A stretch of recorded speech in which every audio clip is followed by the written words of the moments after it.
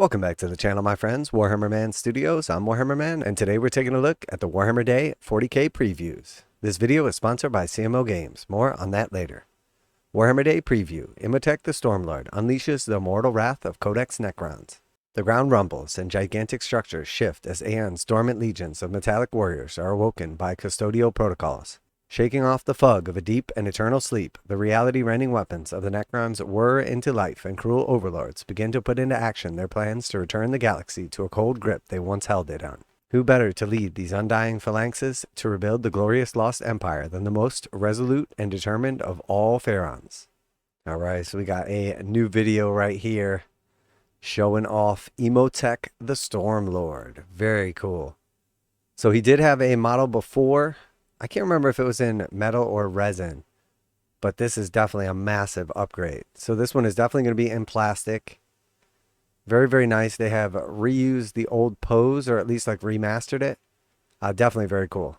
Few Necrons are so terrible and ruthless as Imotekh the Stormlord. Awoken into a galaxy littered with the ruins of his people's fallen empire, Imotekh had no time for the petty squabbles of his noble superiors, and ruthlessly snatched the throne of Imotekh dynasty for himself. So yeah, lots of nice details here. I like the little loincloth thing. He's got like some kind of like etchings into his thigh plates right there. And then we see some other like little extravagant carvings on his armor. Pretty nice overall. I like the head. The weapon is super cool. This cool little like creepy claw is very nice. And then his cape as well. And then he's got a nice little Necron themed tactical rock. So yeah, definitely a fan. Nice looking model right here. Imotekh's machine mind fizzles with hyperlogical strategic abilities that give his intricate plans the uncanny feeling of prescience. And with a casual gesture, he can blacken the skies with the teeming invasion forces. Thanks to his gauntlet of fire and staff of the destroyer, he's pretty handy in a fight too. And just look at that cloak. So yeah, super cool. Definitely a big fan of this creepy little claw hand right here. And again, the weapon is super cool. And then the cloak, and they got like little baby scarabs. Yeah, good stuff, definitely. The Auspicious Pharaon is just one of the new miniatures in Codex Necrons. Awakening protocols for the rest aren't quite complete yet. The fourth codex of the new edition of Warhammer 40,000 contains everything you could possibly want to know about the severe and uncompromising Necron dynasties. Okay, so a couple important things there. So this is going to be the fourth codex. So we already have our Tyranids and Space Marines, and then Adeptus Mechanicus will be next, and then the Necrons. And it does say he is just one of the new miniatures in Codex Necrons. So we should definitely be getting some new miniatures. It does not say if they're going to be completely new models or data sheets, or if it's just new miniatures. So I would imagine at this point in time, they're going to remaster the Catan. The Nightbringer and the Deceiver are both like really old models and pretty bad. They're also only like $50 a piece, as where the Catan Shard of the Void Dragon, the most recent of the Catan, is $125. So that basically gives them the opportunity to sell brand new models at like 2.5 times the price and make them way, way better. So I think that is probably the most obvious play for them.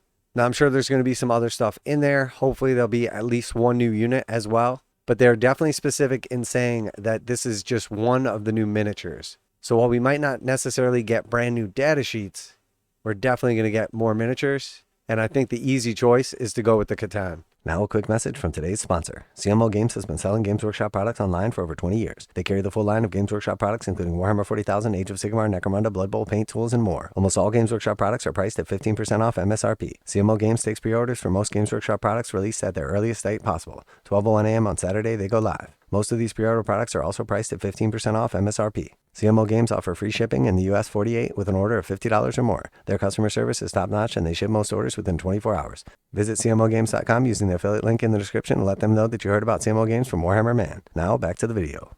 Alongside detailed lore covering the history of the dynasties, galleries of their miniatures, 47 datasheets, and crusade rules, there are 5 full detachments, each with unique enhancements and stratagems that exemplify the way these immortal alien androids do battle. So 47 datasheets. And I don't believe that there are, maybe it's in the low 40s right now for units, but there's definitely a possibility there's some new data sheets on there. The Awakened Dynasty returns from the Index and is still the perfect way to run Silver Tide of Necron warriors that your enemy just cannot put down. More esoteric forms of warfare are enabled by the Hypercrypt Legion, which lets Necron units hyperphase into strategic reserves at the end of the enemy turn, bring along a monolith or two, to make use of their Eternity Gates to return units and trigger powerful stratagems like hyperphasic recall. Alright, so we're definitely seeing that ability more often, where people are picking things back up into strategic reserves and then redeploying them on their own turn. So it's definitely a thing. It's really good for scoring objectives and really, really strong, like strategically. And then we also have this strategic ploy, hyperphasic recall, 2 command points when your opponent's shooting phase or fight phase, just after an enemy unit has shot or fought. Target 1 Necron infantry unit from your army that had 1 or more of its models destroyed as a result of the attacking unit's attacks and 1 friendly monolith model. Effect: remove your infantry unit from the battlefield and then set it back up anywhere on the battlefield that is wholly within 6 of your monolith model and not within engagement range of 1 or more enemy units. Okay, so your opponent either shoots you or fights you. You pay 2 command points, you pick up that unit that just got fought, and then you redeploy it wholly within 6 inches of a monolith not in engagement range. So strategically, that is really strong. And I think a lot of times, something like this, especially because it costs 2 command points, is going to be more of like a psychological threat than you actually like using it. Because you're only going to want to pay 2 command points to save like a super important unit or do like some super important strategic play. But the threat of this, as long as you have a monolith, always going to make your opponent think twice about shooting or fighting and what unit they're going to do it with and in what order, etc. So this is really strong. Definitely a fan of this. Contingents of noble overlords who prefer to enact their master plans from the front line benefit greatly from bonuses provided by Obeisant's Phalanx.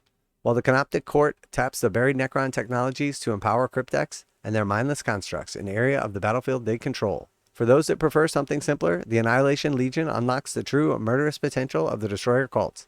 Even death cannot put an end to the eternal madness of these deranged killers, who will continue to butcher their foes on a 4+ when taking down in the fight, just what the Scorpek Lord ordered. So enhancement, Eternal Madness. Necron model only. In the fight phase, each time a model in the bearer's unit is destroyed, if the model has not fought this phase.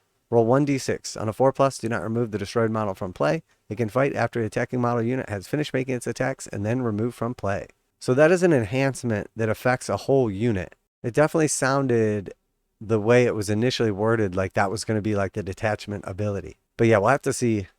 It's always weird when they just show off like 1 or 2 things from the different detachments. Codex Necrons also features a range of tweaks and updates to various datasheets and rules, making it a must-have to ensure the warriors of your dynasty are in tip-top fighting shape after the very long nap. For more reveals today, check out the preview hub. So very cool. Definitely excited for the new Imotekh model and then also the Codex as well. And looking forward to bringing you guys some battle reports. One of my brother's main armies is Necrons. The other one is Tau. And then you guys know, obviously, I play Space Marines and Tyranids. So maybe we'll have to dabble in a little bit of Adeptus Mechanicus as well. And just keep up as these Codex keep dropping. So let me know what you're most excited about. You're going to be picking up the Necron Codex. You looking forward to Imotekh or just some new rules all around? I feel like the Necrons are pretty strong right now. They've definitely done a good job capturing like the thematic approach of the army, and I'm looking forward to the future detachments and then also hopefully some new Catan models as well. Really would like to see the Nightbringer brought up to the level of the Void Dragon, and same of course with the Devourer. So let me know what you think down below. Always like to hear back from you guys in the comments. Special thanks to CMO Games for sponsoring the video. Check them out to save 15%. Link in the description. That's it for today. Warhammer Man Studios. I'm Warhammer Man. And y'all better be careful because the Necrons are up from their nappy nap and they look mad. And I'm out of here.